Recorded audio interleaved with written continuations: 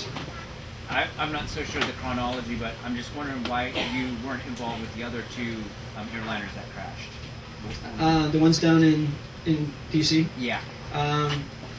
Yeah, if you look at the timing, this was a pretty well coordinated attack. The timing was such that I was told that the first plane hit down in D.C. I mean, both the buildings were still burning and both standing. I mean, I was busy, real busy at that point in time. And they said, "Hey, we got the same problem down in D.C." Which for a second kind of takes you off your game. You're just like, holy smokes, right away your mind starts racing. Like, what other cities and all that? And you're like, okay, I'm kind of got my hands full right here. I'll let them worry about other cities, later. But yeah, that's why we were real busy. I mean, there was nothing going down there, and they had already scrambled some F-16s out of Langley. They were sitting alert to go over Washington, and they were there when 93 crashed. They were on their cap cap is a combat air patrol. So they were on cap over the Capitol. The miracle is a lot of airplanes running into each other. What's that? It's a miracle there was not airplanes running into each other. Yeah, it was there was a lot of confusion, and I have to say that, and I told the 9/11 Commission that people I think they've lost track of how much confusion there was that morning, and the job that the radar approach control did for New York City in the Northeast Air Defense Sector, which is part of our NORAD coverage. They did a phenomenal job. I mean, yeah, the first half hour or so was kind of a mess, but slowly, we started kind of getting our arms around the thing pretty quick and getting a hold of everybody and getting where they needed to be. So there was potential for that, but I think the radar approach control and the Northeast Air Defense Sector guys did a phenomenal job of getting the plan together and really executing it. Yes, sir. Two quick questions. One, did you stay as a two-ship the whole time, or did you and your wing do independent intercept? No, that's a great question. For anybody that knows fighters, you always go as pairs. There's no Cowboys, no Lone Ranger, none of that. We were kind of forced into going Lone Ranger. If I was going to set up a cap, I would have probably done it with a 6-ship if I had had my way. That way I would have had 4 jets over the city, 2 on the tanker, we would have been cycling. Right. Didn't have that luxury, so it was just nasty and I, and had to make the best of it. So what I decided to do was set up a point defense. So right over ground zero, I said, okay, I flew over it, marked the position so that we use that as what we call a bullseye. And so everybody in the world was talking about that as the center of the universe, if you will, for us. And then, we were cycling one of us to the tanker when we needed to, and the other one over the city. So if I had to go out and intercept somebody, I left nasty there because I didn't want somebody to come in from a different angle and have a unabated. So you always had someone there. So there's only doing one intercept at a time, and the other guys. Sometimes we were forced to do 2 at a time, just in different directions. But at that point, I could always come off. What I didn't do is have both of us go in the same direction at the same time. So if I had to go west and he had to go south-southeast, we could still kind of get back if we had to quicker. And I had another quick question, and it goes back to the NORAD ATC, how they communicated. How did ATC never communicated directly with you? You got everything through NORAD, right? No, we have 2 radios. So I had New York approach control on my front radio and NEAD's, the Northeast Air Defense Sector, in my back. Approach directly? Yeah, we're talking to both of them on the radio. Okay. So. The weather was really clear that they have to use it from 50 miles away to the towers. Yeah, the weather, it was a day like today, and actually, it was, like I said, in power terms, it'd be clear in a million. I mean, it was really, it's one of those days where, it was like the first fall day for us. So coming off a hot summer in Boston, it was hot and humid, and it was one of those mornings where, I get up at 6 o'clock, whatever, to get up, get down to Cape Cod, and I can walk out to my car, and I mean, it was cool, it's like cool, crisp, and dry. It's like that first day of fall, kind of felt like football season. When you walk out, when you walk out and you're like, okay, it's here. It was one of those things. And for me, planes do a lot better in cold weather. So a lot more thrusters coming out the back.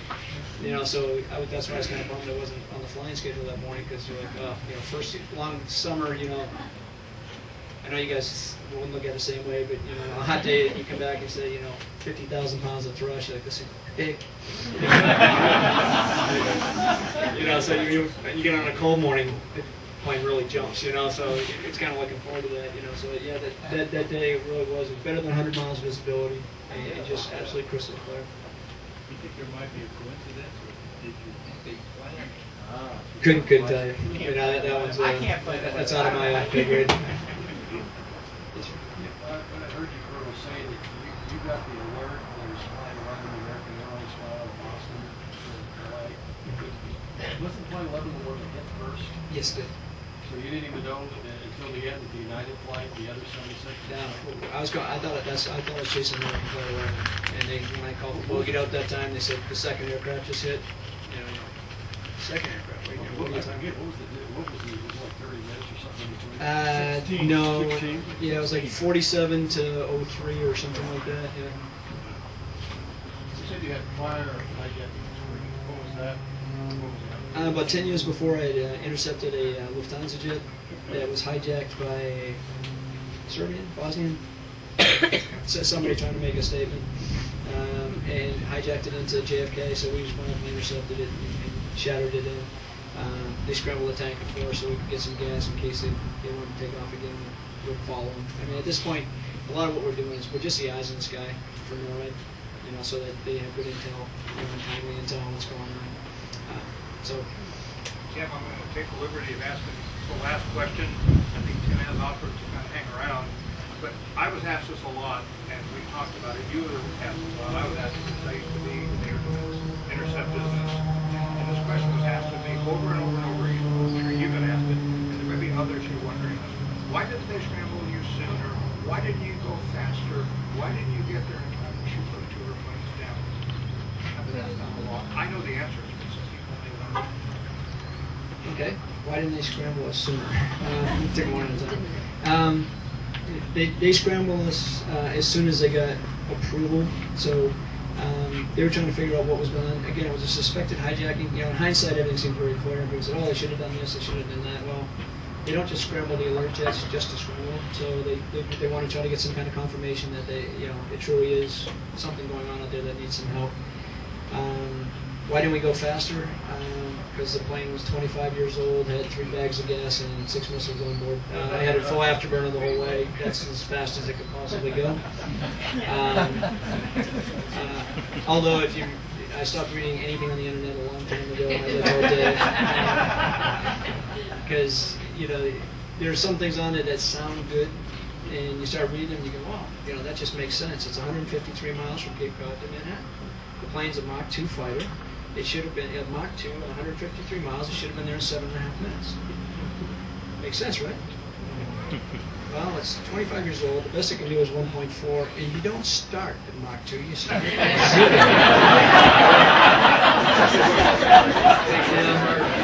0. So you read some of these things, and you're like mathematically, you're like, yeah.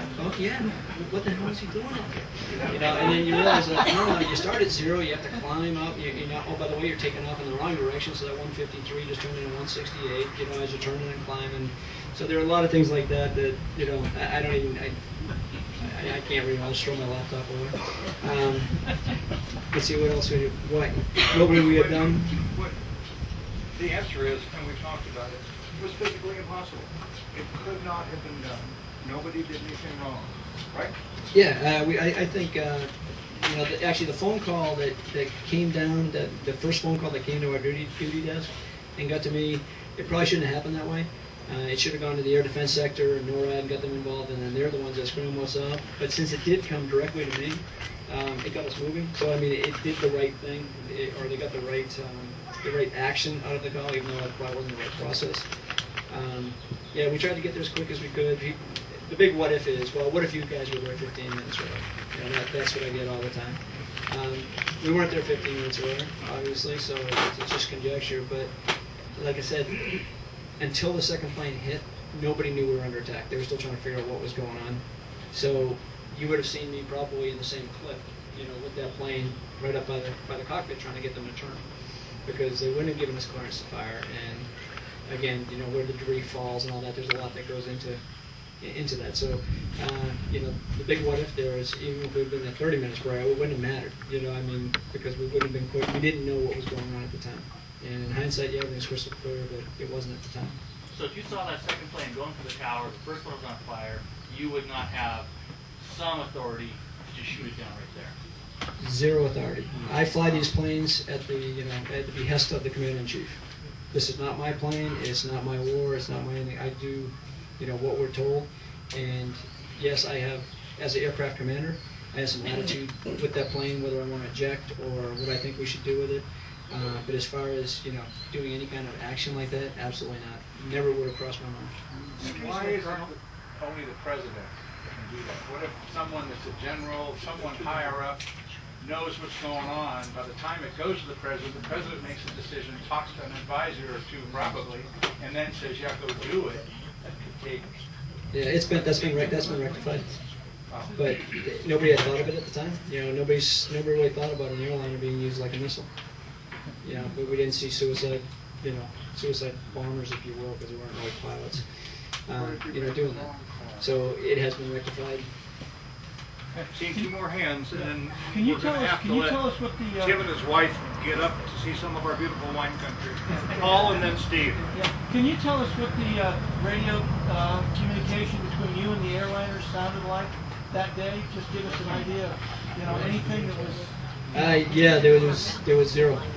Zero. Yeah, they were on VHF. I was on UHF. So you couldn't even talk to them at all. Could not talk to them. All I could do is give them hand signals, or with my plane, rock my wings, let them know they've been intercepted, and have them follow me.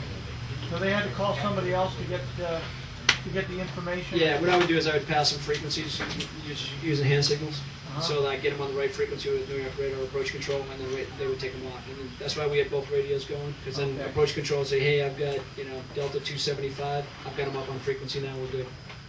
And I can then go off that to somebody else. Nice. Yeah. Yes, sir. You're flying in, and did you know that you might have to shoot down an airliner and kill 300 or 400 innocent people, but maybe save 2,000 innocent people? And if so, what were you thinking? And tell me what going through your mind.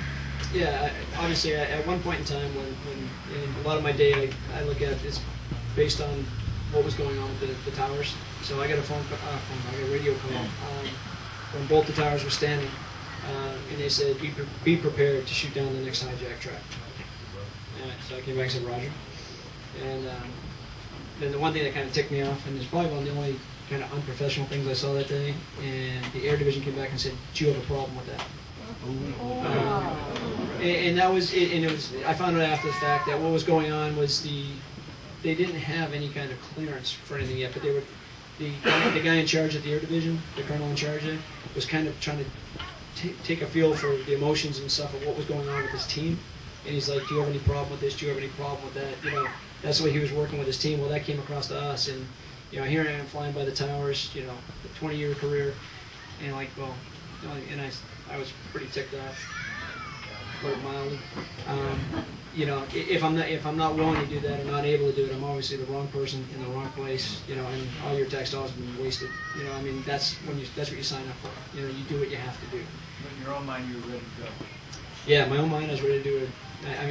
You're not a fool. If you do this, it's going to have some serious impacts on your personal life. But it is what it is. That's what you signed up for. Tim, thank you very much for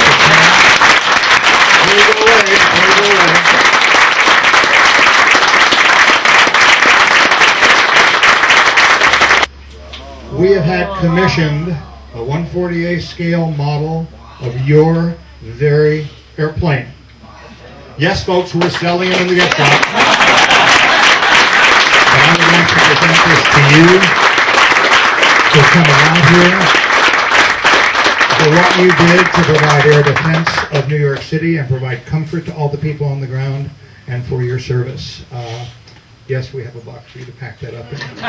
So I think Tim's willing to hang around for a short time, but I'm trying to spring him and his bride loose to go see the wine country and help our economy. So once again, Tim, thank you very much for coming.